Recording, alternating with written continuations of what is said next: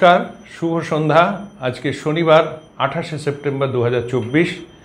বাকচক্রের নতুন পথ চলা বিবেকানন্দ ঘরে ঘরের আজকে 177তম 177th সাপ্তাহিক ধারাবাহিক বক্তৃতামালায় আপনাদের সকলকে সাদর অভ্যর্থনা ও আমন্ত্রণ জানিয়ে আজকে আমাদের অনুষ্ঠান শুরু করছি। অনুষ্ঠানের বিষয় এবং বক্তা অপরিবর্তিত। বিষয় স্বামী বিবেকানন্দ এবং বক্তা শ্রী তরুণ গোস্বামী, যিনি আমার পাশেই বসে আছেন।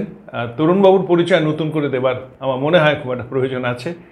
তো আসুন সময় নষ্ট না করে আমাদের অনুষ্ঠান শুরুর আগে আমাদের যে পরিচিত প্রার্থনা সঙ্গীত, যেটা গেয়েছেন আমাদেরই বাকচক্রের পরিচালক মণ্ডলীর সিনিয়র মোস্ট সদস্য শ্রী রমেশচন্দ্র বন্দ্যোপাধ্যায়, তার গাওয়া সেই প্রার্থনা সঙ্গীত শুনে আমাদের অনুষ্ঠান শুরু করছি। নমস্কার, ভালো থাকুন।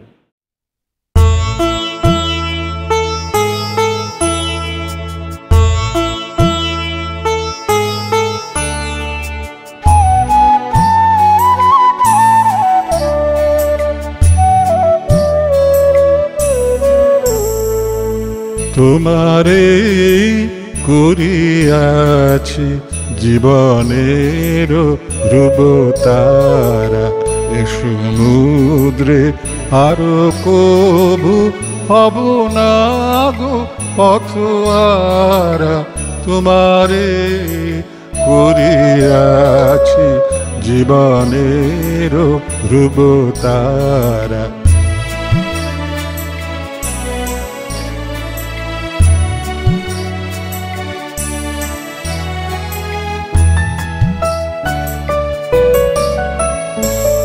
যেথায় আমি যাই না গো তুমি প্রকাশিত থাকো, যেথায় আমি যাই না গো তুমি প্রকাশিত থাকো। অকুল নয়ন জলে ঢালো গো কিরণ ধারা। তোমারে করিয়াছি জীবনের ধ্রুবতারা।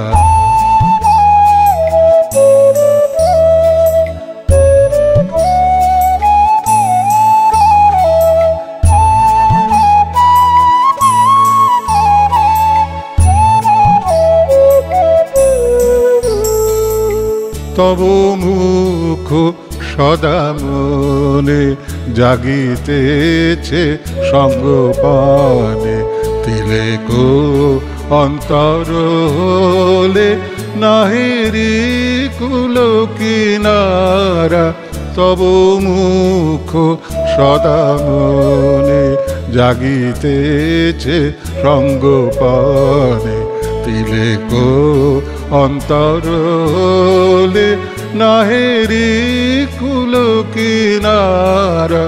কখনো বিপথে যদি ভ্রমিতে চায় হৃদি, কখনো বিপথে যদি ভ্রমিতে চায় হৃদি, অমনীয় মুখ হেরি শরমে যে হয় সারা।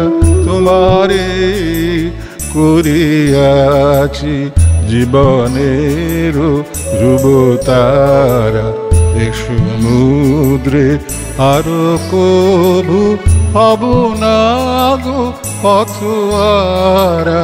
তোমারে করিয়াছি জীবনের ধ্রুবতারা।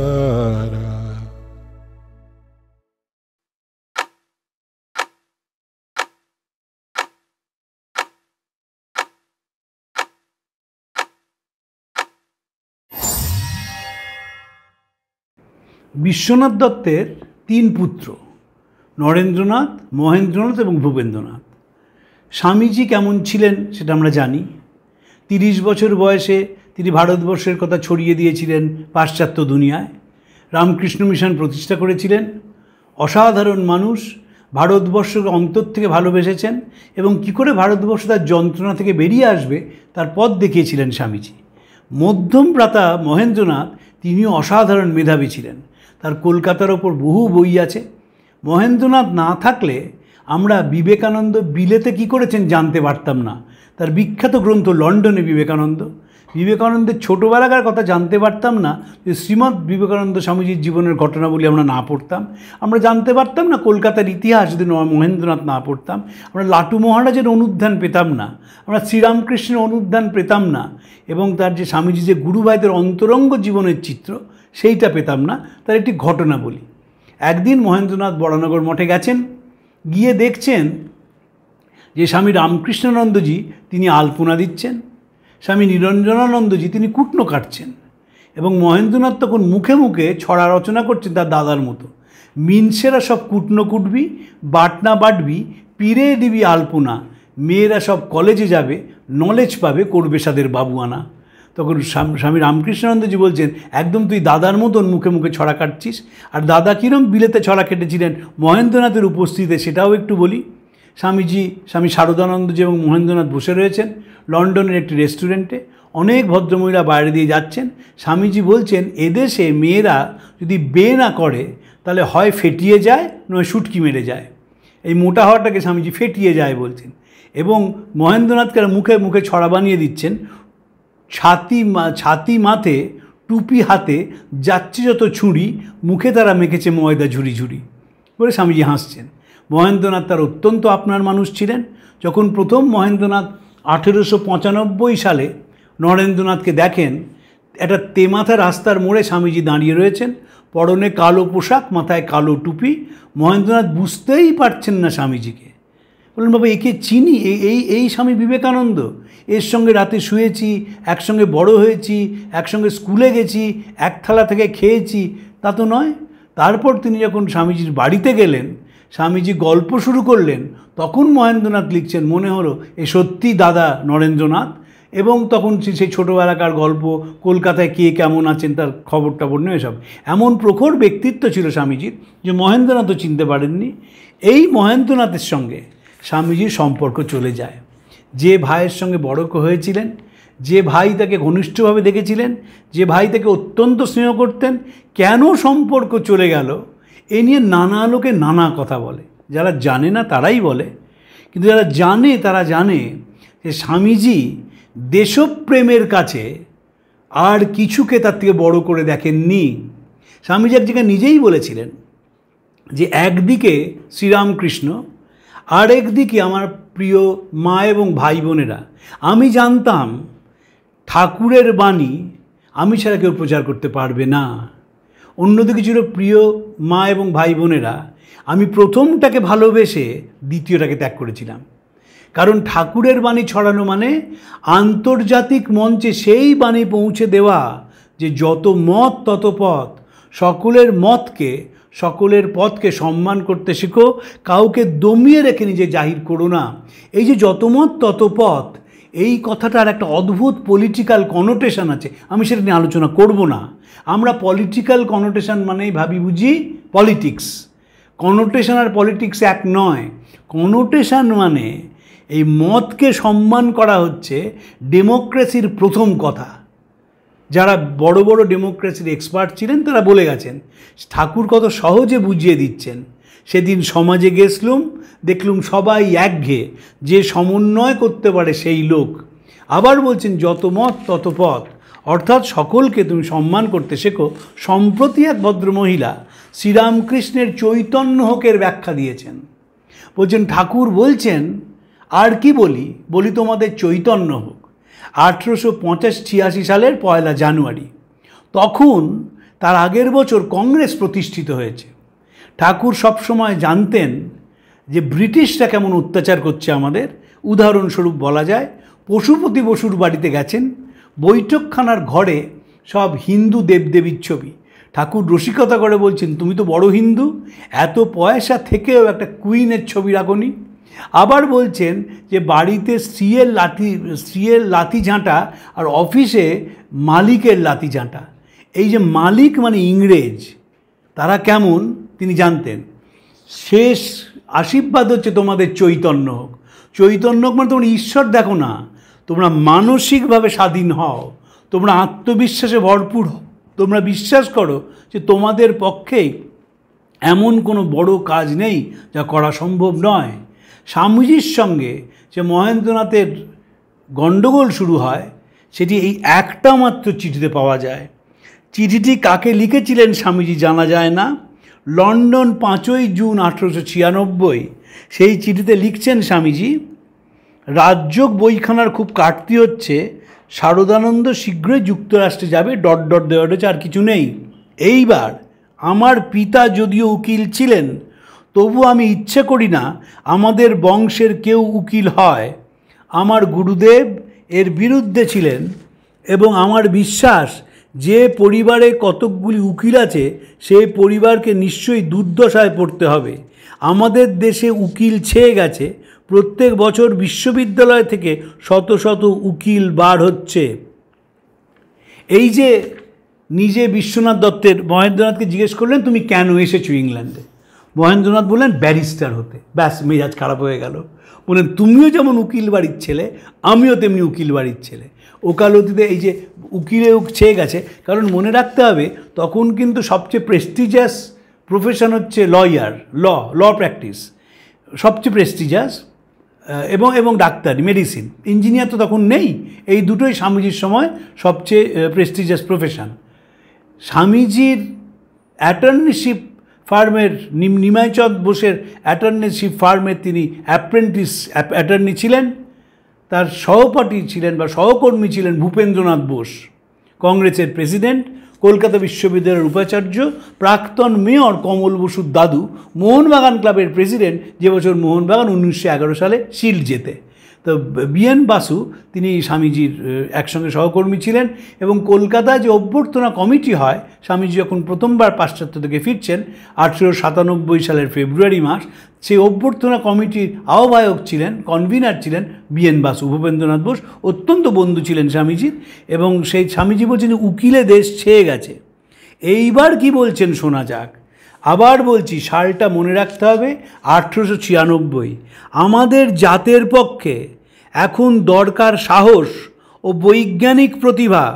সুতরাং আমার ইচ্ছা মানে মহেন্দ্রনাথ লিখেছেন, তড়িৎ তত্ত্ববিদ হয়। সফল হতে না পারলেও সে যে বড় হবার এবং দেশের যথার্থ উপকারে আসবার চেষ্টা করেছিল, এইটুকু ভেবেই আমি সন্তুষ্ট হব। কি বলছেন? আমাদের দেশে দরকার সাহস ও বৈজ্ঞানিক প্রতিভা। তখন তো একটিমাত্র বাঙালি বৈজ্ঞানিক জগদীশচন্দ্র বসু, আর কেউ নয়। 1900 সালে প্যারিস কংগ্রেসে জগদীশচন্দ্র বসু ইলেকট্রিসিটি নিয়ে বলছেন। স্বামীজি চিঠি লিখছেন স্বামী ব্রহ্মানন্দজিকে, একেবারে উৎফুল্ল, বলছেন এই কায়স্থ দম্পতি যেখানেই যান সেখানেই তার আদর খাতির। অপূর্ব সেই চিঠি। তাই বলছে আমাদের দেশের দরকার সাহস এবং বৈজ্ঞানিক প্রতিভা। সুতরাং আমার ইচ্ছে মানে মহেন্দ্রনাথ তড়িৎ তত্ত্ববিদ হয়। সফল হতে না পারলেও সে যে বড় হবার এবং দেশের যথার্থ উপকারে আসবার চেষ্টা করেছিল, এইটুকুনি ভেবেই আমি সন্তুষ্ট থাকব। দেশের চেষ্টা করেছিল, দেশের সেবা করার চেষ্টা করেছিল, দেশের জন্য বড় হয় এবং দেশের যথার্থ উপকার। কোন দেশ? পরাধীন ভারতবর্ষ। যে দেশ সারা ভারতের শিক্ষিত সমাজ তখন মনে করেছে যে ইংরেজ শাসন আমাদের পক্ষে আশীর্বাদ। যেখানেই গেছে তারা সাহেবদের প্রশংসা করেছে সব সময়। বিবেকানন্দ প্রশংসা করেছেন সাহেবদের, আমেরিকানদের প্রশংসা করেছেন, কারণ তারা নতুনকে গ্রহণ করতে পারে। ইংরেজদের প্রতি প্রশংসা করেছেন কারণ তাদের নিয়ম অনুবর্তিতার জন্যে। জার্মানদের প্রশংসা করেছেন তাদের আর্ট এবং কালচারের জন্যে। একই কারণে প্রশংসা করেছেন ফ্রেঞ্চ এবং ইটালিয়ানদের। কিন্তু প্রত্যেকটার ভালো জিনিসটা নিয়েছেন স্বামীজি, অন্ধভক্ত নয়। তখন আমরা অন্ধভক্ত ছিলাম। 1895-96 সাল, তখন তো আমাদের অস্তিত্বটাই আমরা ভুলে গেছি। ভারতবর্ষ আবার কোনো দেশ নাকি? সাহেবরা বলেছে যে পরাধীন দেশ, এই দেশের মানুষ অশিক্ষিত, এই দেশের দেবদেবীর পরনে পোশাক নেই, মানুষের মাথায় ছাদ নেই, পেটে অন্ন নেই, ফলে এদের বলবার কিছু নেই। এই ভিত্তিতে দাঁড়িয়ে বলছেন সে দেশের যথার্থ উপকারে আসবে জেনে আমি সন্তুষ্ট থাকব। স্বামীজি স্বপ্ন দেখছেন এই দেশ তিল তিল করে জেগে উঠছে। আজকেই একজনকে বলছিলাম, শ্রী অরবিন্দের কথা। তিনি উইমেন্স কলেজ কলকাতার প্রিন্সিপাল অনুপমা চৌধুরী, অধ্যাপিকা, অসাধারণ পণ্ডিত। তাকে বলছিলাম যে শ্রী অরবিন্দ তিনি স্বামীজির যে বিদেশে যাওয়া সেইটির একটি অসাধারণ ব্যাখ্যা দিয়েছিলেন। অরবিন্দ বলেছিলেন, অরবিন্দ ঘোষ তখন 1893 সালে লিখছেন, going forth of Vivekananda marked out by the master as the heroic soul destined to take the universe in his two hands and change it was the first visible sign that India is awake not only to survive but to conquer. কেউ ভাবতে পেরেছে যে ভারতবর্ষ জেগে উঠছে ওই বেঁচে থাকার জন্যে নয়, জগৎকে জয় করার জন্যে।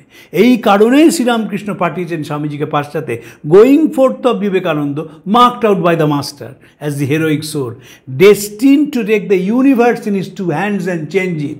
জগৎটাকে দুটো হাতে ধরেছেন এবং তার পরিবর্তন ঘটাচ্ছেন। সেই প্রেক্ষিতে দাঁড়িয়ে স্বামীজি বলছেন সে উপকার করবে দেশের। এবং আমি শুধু আমেরিকার বাতাসেই এমন একটি গুণ আছে, সেখানকার প্রত্যেকের ভিতরে যা কিছু ভালো সমস্তই ফুটিয়ে তোলে। আমি চাই সে অকুতভয় ও সাহসী হোক এবং তার নিজেরও স্বজাতির জন্য নতুন পথ বার করতে যথাসাধ্য চেষ্টা করুক।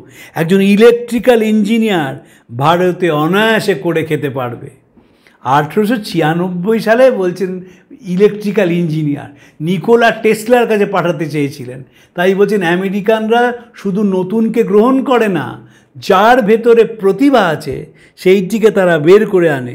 আমেরিকার বাতাসেই এমন একটি গুণ আছে যে সেখানকার প্রত্যেকের ভিতর যা কিছু ভালো সমস্তই ফুটিয়ে তোলে।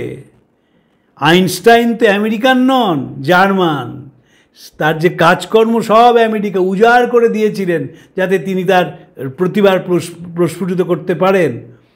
আমেরিকার এই একটি বিরাট গুণ, ওপেন মাইন্ডেড। স্বামীজি তার প্রশংসা করছেন এবং সেইখানে বলছেন সে অকুতভয় সাহসী হোক ও তার নিজেরও স্বজাতির জন্য আর নতুন পথ বের করুক।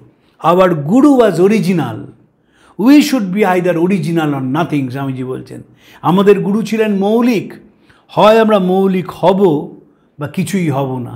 এই যে আমাদের গুরু মৌলিক ছিলেন, মৌলিক সেই ব্যক্তি যে নতুন পথ বের করে। শ্রীরামকৃষ্ণ মৌলিক, সব কিছুই তার নতুন। তিনি নিজের মতো করে পুজো করলেন, ভারতবর্ষের ইতিহাসে কোনো দিন হয়নি। বলা হয়েছে বাবা দেখো, পুজো করতে গেলে তোমাকে পণ্ডিত হতে হবে, তোমাকে সংস্কৃত জানতে হবে, তোমাকে তার মানে জানতে হবে এবং তোমাকে নিপুণভাবে পুজো করতে হবে। তার নৈপুণ্য অদ্ভুত। মা কালীর সঙ্গে আত্মীয়তা, খাওয়াচ্ছেন সেই ফুলটা নিজের মাথায় দিচ্ছেন, বেদান্তের কথা। নিজের মাথায় নিজেকেই পুজো করছেন। আবার মা কালীকে বলছেন তুই খাবি না, তোকে খেতে হবে। এই যে অন্তরঙ্গ পুজো, এটি পুজো উপাসনার নতুন পথ। যে তুমি সংস্কৃত না জেনেও, তুমি শাস্ত্র না পড়েও, শুধু বিশ্বাসের ওপর, শুধু ভালোবাসার ওপর দেবতার সঙ্গে আত্মীয়তা করতে পারো। কবি সত্যেন্দ্রনাথ দত্ত লিখছেন তার কবিতায়, দেবতাকে মোরা আত্মীয় জানি, আকাশে প্রদীপ জ্বালি, আমাদের এই কুটিরে দেখেছি মানুষের ঠাকুরালি। এই যে আত্মীয় ভাবা দেবতাকে তিনি কখনো খাওয়াচ্ছেন, কখনো তার সঙ্গে গল্পগুজব করছেন। এবং সেই বিখ্যাত কথা আপনারা জানেন, যখন কালী পুজোয় মার জন্য গয়না এসেছে, শ্রীরামকৃষ্ণের আনন্দ আর ধরে না। মথুরমোহন ঘুরিয়ে ঘুরিয়ে কীভাবে মাকে ষোড়শোপচারে পুজো হবে সেটি দেখাচ্ছেন। নতুন গয়না এসছে, নতুন শাড়ি এসছে। ঘুরতে ঘুরতে ঠাকুরের চোখ চলে গেছে দুটি বোতলের দিকে। বলেন এটা কেন? বলেন বাবা, তন্ত্রমতে পুজো হবে, তাই মাকে কারণ বাড়ি দিতে হয়, সেটাই নিয়ম পুজোর। মথুরমোহন বলছেন। শ্রীরামকৃষ্ণ বলছেন না না, কখনো দেবে না। যদি বেশি খেয়ে ফেলে, বেটি হাত পা ভেঙে ফেলে, তুমি দেখবে তুমি 2 বোতল দুধ দাও। কে বলতে পারে? আত্মীয় হলে বলতে পারে যে তুমি যে কারণ বাড়ি দিয়েছো, তো মা বেশি খেয়ে ফেলে যদি হাত পা ভাঙে তুমি দেখবে না তো, তাই জন্যে তুমি দুধ দাও। তো এখনও দক্ষিণেশ্বরে পুজোয় দুধ দেওয়া হয়, কারণ বাড়ি দেওয়া হয় না, কিন্তু তন্ত্রমতে পুজো হয়। এই যে অরিজিনাল, তাই স্বামীজি বলছেন যে ইলেকট্রিক্যাল ইঞ্জিনিয়ার ভারতে হলে সে নতুন পথ বের করতে চেয়েছে। স্বামী নতুন কিছু ভেবেছেন, নিজের সঙ্গ তৈরি করেছেন, নতুন ভাবনা। গেরুয়া পরা সন্ন্যাসী সকালবেলায় হোমিওপ্যাথি ওষুধের বাক্স নিয়ে গ্রামে গ্রামে গিয়ে চিকিৎসা করছে, সাথে কিছু অক্ষর চেনাচ্ছে। যেই গ্রামে গ্রামে চিকিৎসা করছে, উত্তরাখণ্ডের সাধুরা বলে তো ভাঙি সাধু, সাধু জপ ধ্যান করবে, সাধু ঈশ্বরে মনোনিবেশ করবে। তা না, দুটি ছেলে কল্যাণানন্দ এবং নিশ্চয়ানন্দ তারা গিয়ে হোমিওপ্যাথি চিকিৎসা করছে, রোগীর মলমূত্র পরিষ্কার করছে। এরা সাধু নয়, এরা সব ভাঙি সাধু, ম্যাথর সাধু। তারপর সে গিরিরাজ কিশোর তিনি ডেকে নিলেন এবং উত্তরাখণ্ডে সেবা কাজ শুরু হলো। অধ্যাপক গোবিন্দ সদাশিব ঘুরি তার বিখ্যাত গ্রন্থ ইন্ডিয়ান সাধুজে স্বামীজির সেবা কাজ নিয়ে বলছেন, social service of various kinds has now come to be recognized as a legitimate and important objective of ascetic and monastic life. এখন বর্তমান ভারতে 2024 সালে এমন কোনো সন্ন্যাসী প্রতিষ্ঠান পাওয়া যাবে না যারা সেবা কাজের মধ্যে অংশগ্রহণ করছেন না। সব সন্ন্যাসী প্রতিষ্ঠান দুটো জিনিস রামকৃষ্ণ মিশন থেকে বেশি আছে। এক হচ্ছে প্রত্যেকটি সন্ন্যাসী প্রতিষ্ঠানে খবরের কাগজ আছে, একটি ম্যাগাজিন আছে, একটি মুখপত্র আছে এবং সেবা কাজ আছে। যদি কুম্ভে যাওয়া যায়, যদি গঙ্গাসাগরে যাওয়া যায়, দেখা যাবে বিভিন্ন সন্ন্যাসী প্রতিষ্ঠান সেই সাগরে অংশগ্রহণকারী মানুষদের জন্য নানা রকম সেবা করে চলেছেন প্রতিনিয়ত। সেবার মধ্যে দিয়ে যে আধ্যাত্মিকতার সর্বোচ্চ প্রকাশ, এটি স্বামীজি বলেছিলেন, অরিজিনাল। তাই জন্যে তেমনি মহেন্দ্রনাথকেও তিনি বলছেন তাকে অরিজিনাল হতে হবে। এবং ভারতবর্ষে ইলেকট্রিক্যাল ইঞ্জিনিয়ারের কথা 1896 সালে তিনি ভাবছেন এবং বলছেন এতে সে অনায়াসে করে খেতে পারবে এবং দেশের একটা উন্নতিকর নতুন পথ বের করা যথাসাধ্য চেষ্টা করবে। কীরকম বলছেন দেখুন, যদি সে বড় নাও হতে পারে তবু আমি জানব সে দেশের জন্য কিছু করার চেষ্টা করেছে। মহেন্দ্রনাথ রাজি হলেন না, ওই প্রিয় ভাই মুখদর্শন করলেন না। তারপর স্বামীজির আমেরিকা, তারপর ভারতে আসা, দ্বিতীয়বার বিলেতে যাওয়া। মহেন্দ্রনাথ নানাভাবে যখন দেশে ফিরছেন তখন খবর পেলেন দাদা মারা গেছেন। মহেন্দ্রনাথের কী হয়েছিল আমরা জানি না, ভেতরে কতখানি কষ্ট হয়েছিল তিনি লিখে যাননি। তিনি যে খান হয়ে গিয়েছিলেন ভেতর থেকে। ভূপেন্দ্রনাথ কলকাতায় ছিলেন, তিনিও অসাধারণ মানুষ। যে স্বামী বিবেকানন্দ পেট্রিয়ট প্রফেট পড়েনি সে জানতে পারবে না ভূপেন্দ্রনাথের কি মেধার মানুষ ছিলেন তিনি। তো মহেন্দ্রনাথও সেই রকম অসাধারণ মানুষ ছিলেন, কিন্তু তার আর মুখদর্শন করলেন না। অন্য কোনো কারণে নয়, আমি সন্ন্যাসী তুমি কেন সন্ন্যাসী হওনি তাই তোমার মুখদর্শন করব না, সেটি নয়। আমি শ্রীরামকৃষ্ণের পুজো করি তুমি করো না সেজন্যে নয়। তোমার যে সিদ্ধান্ত, এই সিদ্ধান্তে ব্যক্তির উপকার হবে, দেশের কোনো উপকার হবে না। তুমি ব্যারিস্টার হয়ে আসবে, তুমি উপার্জন করবে, তুমি বড় হবে, কিন্তু আমার দেশের উপকার হবে না। শুধু দেশের জন্য নিজের ভাইয়ের সঙ্গে সব সম্পর্ক কাটিয়ে দিলেন, যার সঙ্গে এক স্কুলে পড়েছেন, একসঙ্গে গেছেন। এবং মহেন্দ্রনাথ লিখছেন যখন সেই মেট্রোপলিটন স্কুলের কোনো মাস্টারমশাই ওকে নরেন বলে মাঝে মাঝে ডেকে ফেলতেন, তখন বলতেন আগে আমি নরেন না আমি মহেন্দ্র। বলে ওই একই হলো, নরেনের ভাই তো। তো এইরকম একসঙ্গে জুড়ে কথা বলা হচ্ছে। তিনি দেখেছেন পিতার মৃত্যু বাড়িতে কি বিপর্যয় সৃষ্টি করে। তিনি অত্যন্ত কাছ থেকে তার দাদাকে দেখেছিলেন, কিন্তু যেহেতু দেশের কথা ভাবলেন না, দেশের মানুষের কথা ভাবলেন না, স্বামীজি তার সঙ্গে যোগাযোগ রাখলেন না। কারণ স্বামীজি সবসময় মনে করেছেন আগামী 50 বছর দেশমাতা তোমার একমাত্র আরাধ্যা দেবী হন, বাকি সব অকেজো দেবতা এখন ফেলে রাখলেও চলবে। সব দেবতা ঘুমাচ্ছেন, একটি দেবতা জেগে আছেন, তিনি তোমার স্বদেশ, তার কান এবং হাত সর্বত্র বিস্তৃত। স্বামীজির দেশপ্রেম কেমন ছিল? স্বামীজির এক বন্ধু সিস্টার নিবেদিতাকে লাহোরে বলছেন, India was Swamiji's greatest passion. The thought of India was virtual an obsession with him. India throbbed in his breast. India beat in his pulses. India was his daydream. India was his nightmare. Not only that, he became India. He was the embodiment of Indian flesh and blood. He was India. He was Bharat. এবং বলছে যে বিবেকানন্দের কাছে ভারত ছিল রাত্রিরে দুঃস্বপ্ন, দিবা স্বপ্ন। ভারতবর্ষ তার হৃদয়ের গভীর গ্রন্থিতে সবসময় স্পন্দিত হতো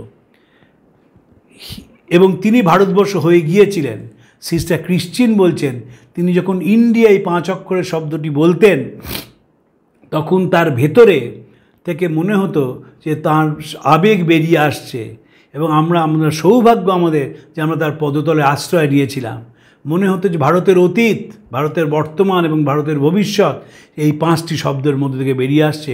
রবীন্দ্রনাথ তার শেষ ইন্টারভিউতে রানীচন্দ্রকে বলছেন, ইমোশন বলে একটি ইংরেজি কথা আছে, এর যথার্থ বাংলা প্রতিশব্দ নেই। ইমোশনের সঙ্গে যখন আদর্শ যোগ হয় তখন সে বড় সুন্দর অবস্থা। নিবেদিতা ইমোশনের সঙ্গে আদর্শকে মেলাতে পেরেছিলেন, তাই ভালোবাসতে পেরেছিলেন তার গুরুকে, গুরুর দেশের মানুষকে, তার ইতিহাসকে। সে যখন আওয়ার পিপল বলতো, তার কথার মধ্যে যে আত্মীয়তার সুর বাজত, কই আমার মধ্যে তা কখনো বাজে না। এই যে নিবেদিতার মধ্যে তিনি ভারতপ্রেম ঢুকিয়ে দিয়েছিলেন। স্বামীজির বিশ্বাস ছিল যে ভারতবর্ষ আগামী দিনে পথ দেখাবে। বারবার তিনি বলছেন ভারতবর্ষ আবার জাগবে, জড়ের শক্তিতে নয়, চৈতন্যের শক্তিতে, বিনাশের ধ্বংস পতাকা নিয়ে নয়, প্রেমের পতাকা নিয়ে। কলকাতা বক্তৃতায় বললেন, one wants to lose the individual in the universal, one renounces, flies off and cuts himself off from all the associates of the body or the past. One works hard even to forget that he is a man, yet in the heart of his heart, one string vibrating, one whisper which always tells him, east or west, home is best. এই যে কলকাতা বক্তৃতা শুরু করছেন, আমি কলকাতার ছেলে, কলকাতার মাটিতে বড় হয়েছি, সেখানে বসে আপনাদের সঙ্গে কিছু কথা বলতে চাই। ভারতবর্ষ সব সময় বিবেকানন্দের রাত্রিরের দিবাস্বপ্ন।